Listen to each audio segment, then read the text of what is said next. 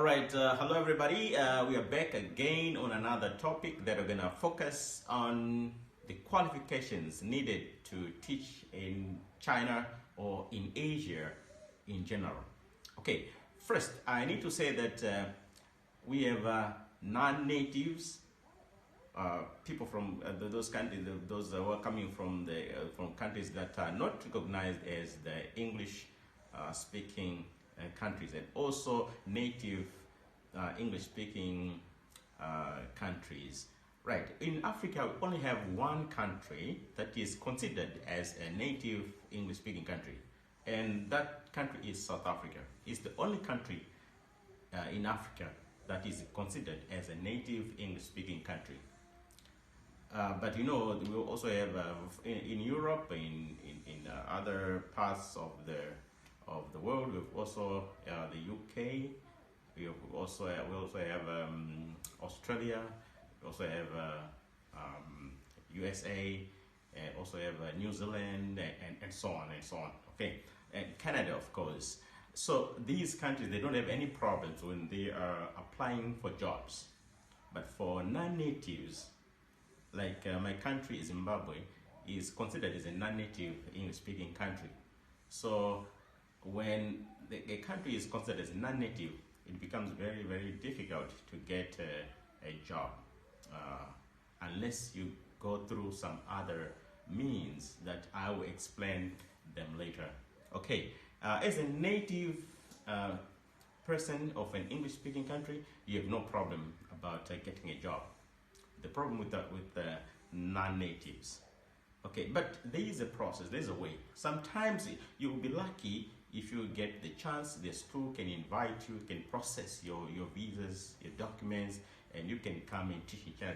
Yeah, we've got cases of that nature. For example, myself, of course, I got the advantage that I came here earlier than others. Now it's a little bit difficult, but there are ways of getting the things done. First, let me say that you need a degree. You need a degree. That's one in China. You must have a degree in any field, but you must have a TESOL qualification or TOEFL qualification, so that you will be considered as an English teacher. Why I'm saying any other degree? Because you can find another way of getting some work when you want to teach in China. But for those who can have an automatic qualifications, they must have at least a degree in English. If you've got a degree in English, you are a qualified teacher to teach in China. You can meet the requirements to get your visas done, and there won't be any problem. Like for example, myself, I've got a degree in English, so there won't be any problems. So for those who want to come to China or some other parts of Asia, you must have at least a degree in any field, so that you can get, we know how to do that. We can get some jobs for you in the field of teaching. Right. But in other countries like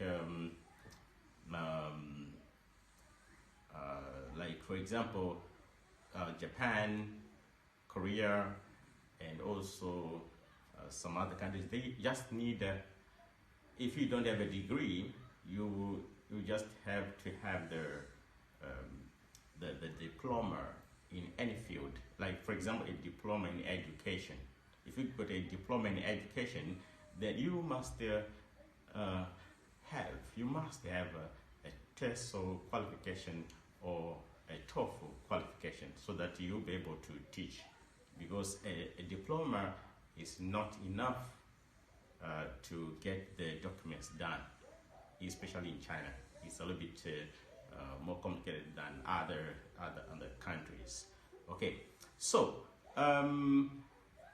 if you've got a diploma, then you've got a TESOL qualification, then you'll be able to get a job in China, in other parts of Asia, but not in China. Of course, you need at least a degree.